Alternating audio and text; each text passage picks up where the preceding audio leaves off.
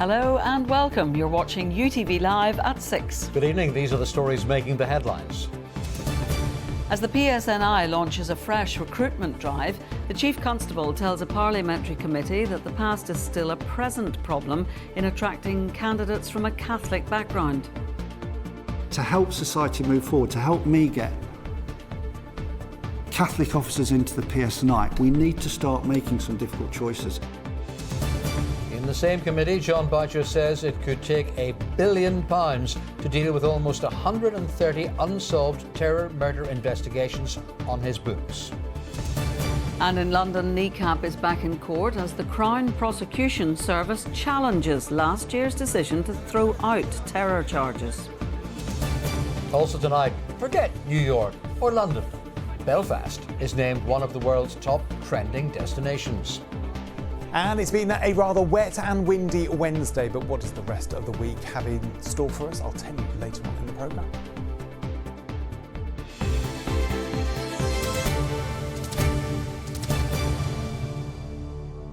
The PSNI launched a new campaign today to increase the number of officers from what the Police Federation says is a dangerously low 6,000 to nearer 7,000. It's a task which could be made difficult by budget constraints and by legacy cases. Paul Riley has this report. This is readiness. A fresh recruitment drive by the PSNI on the day the Chief Constable told MPs the past is still a present problem when attracting officers from a nationalist background. John Boucher telling this Westminster committee that the government's refusal to name the army agent, codenamed Steak Knife, was an example of this. But the nationalist community see this as a continuation of what's always happened. Protection of wrongdoing by the state. I can say categorically, the families I've spoken to, I have explained how much the state did to protect their loved ones. But in this instant, we got it wrong. And to help society move forward, to help me get Catholic officers into the PSNI, we need to start making some difficult choices. Back in Belfast, Mr Boucher's deputy agreed legacy issues have impacted perceptions of the PSNI. He says there's a focus on growing the 31% of officers believed to be Catholic. We're doing everything we can to make sure that the policing is seen as a career of choice to everybody, but in particular sections of the nationalist community who haven't previously come forward. But we also need a whole societal response to this. We need people to demonstrate very powerfully that they would encourage people to come forward and join the police service, and also to make sure that they support them when they're in the organisation. This latest recruitment campaign is part of the PSNI's recovery plan. Officer numbers are sitting at around 6,200, described by the Police Federation as dangerously low. The aim is to reach 7,000 officers by 2028. Funding for this was outlined in Stormont's draft budget, proposals that haven't received executive agreement. The honesty is the risk of not having the officers in the organisation is really serious at the moment. So it's important for us to get the officers in, but at every opportunity we would be sort of advocating and ensuring that we get the money to actually make that come to life. Paul Riley, UTV Live. The government naming of the army spy codenamed Steak Knife, who was widely believed to be Republican Freddie Scappaticci, shouldn't be hampered by vital intelligence work going on around the globe. An influential group of MPs has been told. The Chief Constable, John Boucher, says that there are close to 130 unsolved terror murder investigations on his books, and the total bill to deal with them all, which will probably take over 10 years, could potentially be £1 billion. Here's our crime and security correspondent, Sharon O'Neill. Most police are used to asking the questions. These officers have recently found themselves front and centre. The Canova report and the fact they weren't allowed to name the spy at the heart of it. It is becoming pantomime, and it needs to be dealt with. Today, back facing questions before the Northern Ireland Affairs Committee in London about the same thing. This time, a more measured Chief Constable. In this incident with Steak Knife, people didn't act properly. So please, let's now put that right and act properly. And that's the arguments we're making to Secretary of State. The now dead spy we're talking about, Freddie Scappaticci. The chair of the committee said he's already being widely named in the corridors of power at Westminster. The government so far refusing to budge on its policy on not identifying agents. The hope that could yet change. Sources need to know there are limits on how you can conduct yourself, and grotesque murdering, terrorist, torture and criminality certainly goes past those limits. The Chief Constable doesn't believe the naming of the informant who infiltrated the IRA's notorious internal security unit would impact on intelligence efforts around the globe. I find it, though, hard to believe that internationally, whether it's China, Russia, Iran, that people are looking at us naming the agent Steak-Knife because of this history that means they're not going to work for the security forces. Operation Canova lifted the lid on how the army agent Steak-Knife, who was responsible for multiple murders and other serious crimes, was a protected species in life and in death. Northern Ireland's most senior police officer also scathing of the IRA. We mustn't forget those agents who were murdered, because no one's talking about them and their families, who then suffered and still suffer because of the label of having a family member who's accused of being a tout, and a number of them were not. And by the way, the IRA didn't care, and what they did was beyond vile. That's the leadership of the IRA and the Internal Security Unit. That should never be forgotten. On the bigger issue of dealing with the past, the Chief Constable calling for changes to the new Troubles Bill, revealing police have almost 130 unsolved murder cases on their books post-1998 up to 2004. Because of civil litigation, because of compensation, we think that that could go towards £1 billion over the next 10 years. It's £1 billion we haven't got. So, another dire warning. Sharon O'Neill, UTV Live. Next tonight, the Crown Prosecution Service has launched its appeal against the decision to throw out the terrorism case against Kneecap rapper Liam O'Haney. The musician, known as Mo Cara, was accused of displaying a flag in support of the proscribed terror group Hezbollah at a gig in London in November in 2024, which he denies. Rory O'Regan reports. It's all become a familiar sight in the capital when Kneecap are in town. Today, a fresh legal battle for the rap trio. The Crown Prosecution Service wants to overturn the decision to dismiss the terrorism case against Liam O'Haney, also known as Mo Cara. It was alleged that he flew a flag in support of Hezbollah, a proscribed terror group, at a concert in November 2024, an allegation he denies. The case was thrown out in September as criminal charges against him weren't brought within 6 months of the alleged offence happening. However, at the High Court earlier, it was argued that as charges were brought before O'Haney's first court appearance, the proper requirements had been met. Attending the hearing in London, Kneecap's DJ Provy, seen here in the balaclava, and their manager Daniel Lambert in the blue jacket. Their legal team opposed the appeal, saying the original decision was plainly correct as, in their view, proceedings weren't completed on time. Today's hearing has concluded and an outcome is expected at a later date. Roy O'Regan, UTV Live. Michelle O'Neill has said sport is obliged to create a welcoming and inclusive space. Her comments follow the decision by the Board of Commonwealth Games NI last night to retain the Ulster banner for the Games this summer. The First Minister said the athletes should be allowed now to get on with their preparations for the Games. Our political editor Tracy McGee is with me, so the flag issue for now at least is sorted. What did the First Minister have to say about it today? Well, as you say, the Ulster banner was adopted by the board when they met yesterday. If you remember, they had signalled at the start of the week that they were going to ditch the banner in favour of a flag featuring their logo because they hadn't got any guidance from Stormont. That then led the Sports Minister, Gordon Lyons, to write to them and say, as far as he was concerned, the Ulster banner should be retained. And on the basis of that, that's what they voted for last night. Now, the question today was, how would nationalism respond? Because very quickly after the decision was made last night, Gordon Lyons tweeted out to say that as far as he was concerned, that the board had made the right decision and the focus now needs to be on the athletes. We asked Michelle O'Neill today what she thought about it. She struck quite a conciliatory tone, I thought, saying that while she commended the board for trying to adopt what she said was a more inclusive emblem, the focus needs to be on the athletes. I think all sports should be inclusive, and I think this conversation started in that vein where the organisation themselves wanted to create a more welcoming and inclusive space.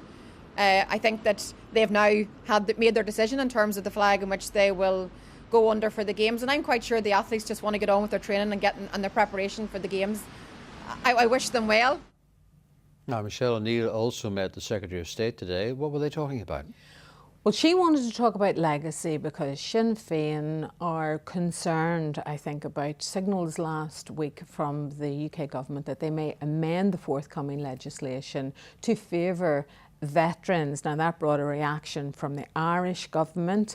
Today, Michelle O'Neill said that she had serious concerns about any attempt to favour veterans and all of this. Now, this is going to be difficult for Hilary Benn because on one side, to get this legislation through, he needs to keep the veterans lobby in Westminster on side, but if he tips too much one way, he's going to lose nationalism and support from the Irish government. Was there lack of agreement on the budget discussed today? You better believe it. Hilary Benn obviously wanted to talk to the parties about this. Now, he met with the DUP in London. They pressed the case for more funding. But of course, Hilary Benn is going to answer by saying, if you're not getting enough money, why don't you raise your own?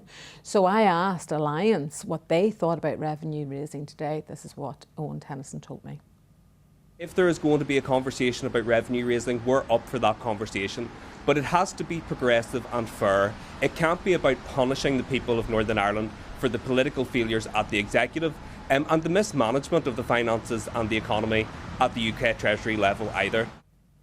So did we hear anything from the Secretary of State himself?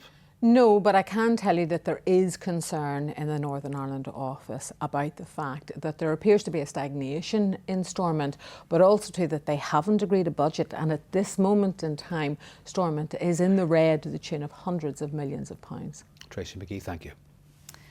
A man has suffered serious burns and a pet dog has died after a petrol bomb attack on a house in Newry. Jordan Moore joins us live from the scene this evening. Jordan, what's the latest? Good evening, Rose. Yes, well, as you join me tonight, the smell of smoke still very much lingers in the air and the damage to this property is extensive. But what actually happened? Well, police say they were called to the scene at around 2:20 in the early hours of this morning after a suspected petrol bomb was thrown through the window of this house. A man aged in his 50s who was in the living room at the time was taken to hospital where he is currently being treated for severe burns. 3 other people were also in the property at the time. However, they were all able to make it out where they were treated for smoke inhalation. Now, police, they say that they're treating this as arson with intent to endanger life. But so far, nobody has been arrested in relation to this, and they are calling for anyone who may have information to come forward and to get in touch. And that's a view reiterated by the SDLP's Justin McNulty, who I spoke to earlier, and Geraldine Kearns of Sinn Féin, who both condemned an attack that they say could have claimed somebody's life. Jordan, thank you very much. The Western Trust is facing legal action from a Fermanagh campaign group which is calling for emergency general surgery to be reinstated at the South West Acute Hospital in Enniskillen. The service was suspended back in 2022 and last night hundreds of people gathered at a public meeting in the town. Sarah O'Kane reports. It's been 3 years since emergency general surgery was temporarily removed from SWA because of a shortage of surgeons. Around 400 people turned up to last night's latest public meeting, the first since the campaign group SOAS announced it was taking legal action against the Western Trust. During a health committee meeting held at the hospital back in November, Trust officials told MLAs once a service is stopped, there's an inevitability it won't be back, and if it returned, it would be a fundamentally different service. It's a challenge against the discovery. And it was a discovery by accident on the day that the Trust admitted that what they had called a temporary change of service and consulted on as a temporary change of service was in effect never going to be a surgical service reinstated for emergency or acute surgery at SWA. The Trust say they can't comment on the legal action, but in a statement outlined their position. They maintain they acted in good faith and dispute any suggestion the public was misled, and at no point during the consultation process had the Trust taken a decision on a permanent change. Any consideration of reinstating emergency general surgery would require full compliance with the Department of Health's revised standards. This would necessitate significant additional investment, including interventional radiology, renal services and an accredited bleeding rota. Such services have not been commissioned for SWA. The Health Minister says it's up to the Trust to figure out. Those here, though, just want someone to make their mind up. I think at the minute it's a deliberate passing of the buck because nobody's taken decisions. The accountability and the governance lies somewhere between the Trust and the Department, and we really, really need that to be figured out, because the population here, I think they're right to be angry. They have been duped. It might have been a done deal in the eyes of those who did it, but it will not be a done deal for those of us who are fighting in this campaign. Campaigners in Fermanagh are now planning a protest on the steps of Stormont in the coming weeks. Sarah O'Kane, UTV Live. The chairman of the task force for the expansion of Ulster University's Magee campus in Londonderry says that the project has reached a critical point.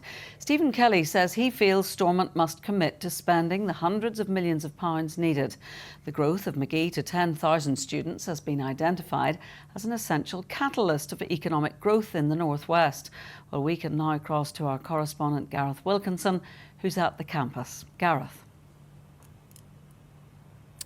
Well, Rose, it's a year since the Magee Task Force published its action plan for expansion. Today we got a progress report, and there have been significant developments. All the land required has been purchased. Student numbers are at a record high of 6,500, but that's capacity for now. And to push on to that magic number of 10,000, well, hundreds of millions of pounds is required from that Stormont multi-year budget we've been hearing so much about. And today the chairman of the task force agreed when I asked him if this project has reached a show me the money moment.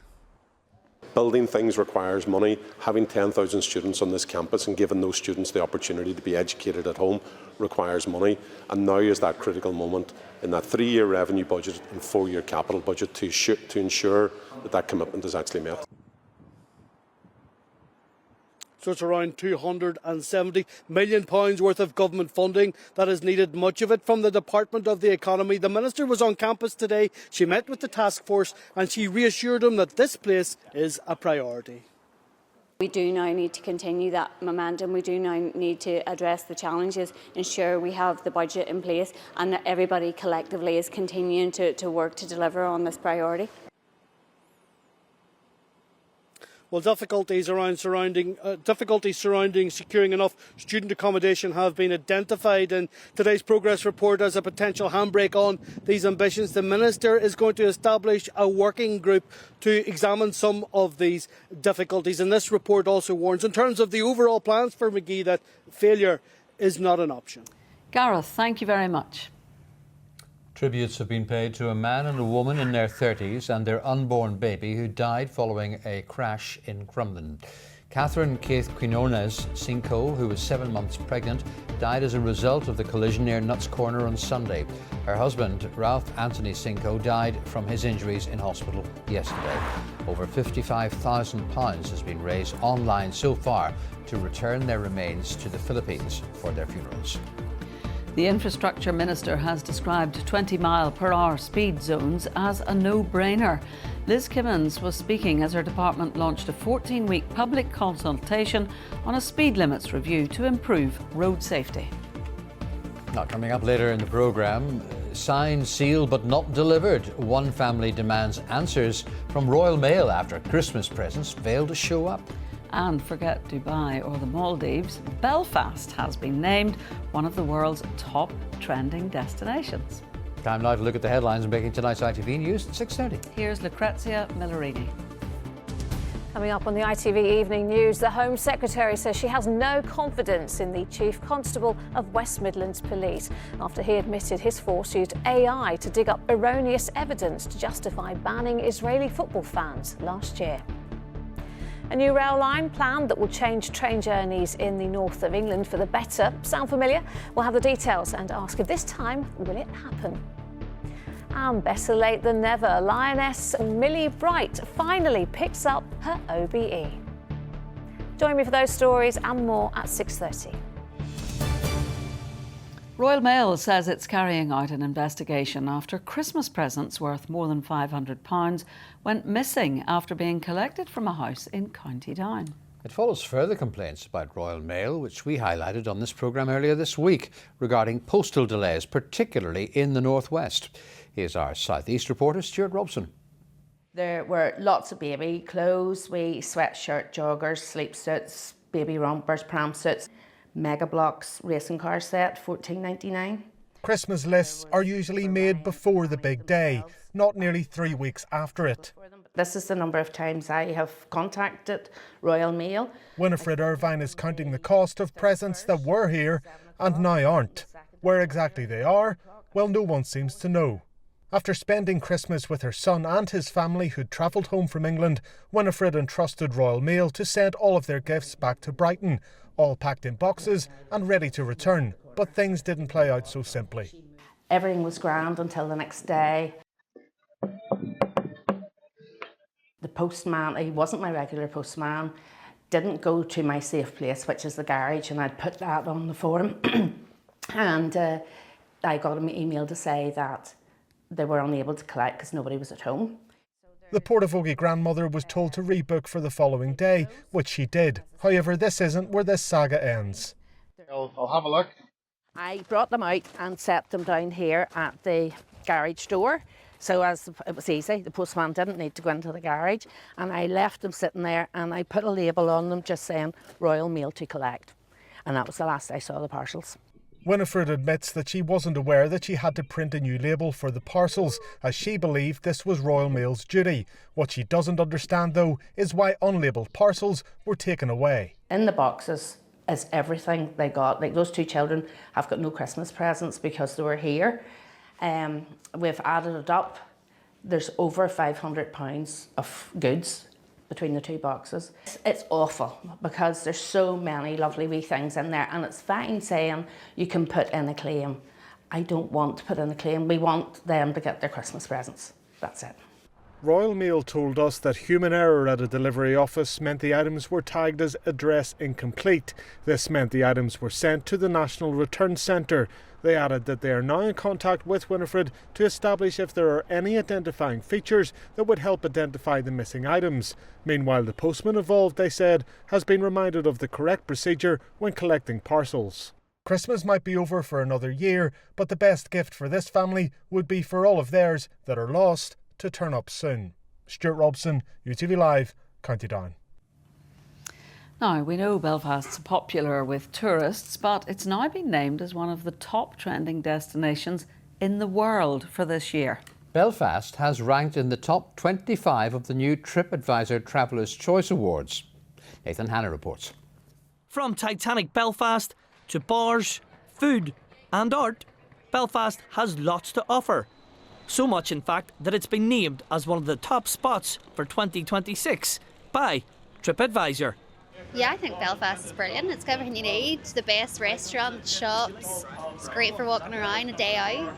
Yeah. You agree? Oh, 100%, yeah. Proud to be from Belfast, and nightlife's good and it's came a long way. Ready, just arrived. Oh, okay. You literally just arrived today? Yes. Oh, okay. Is it your first time here? I've been here, but not in the centre. I've been sort of Bangor and Newry. Okay. And what are you looking forward to visiting then while you're here? Well, I was going to see the Titanic. I was going to take one of your gliders. Surprised.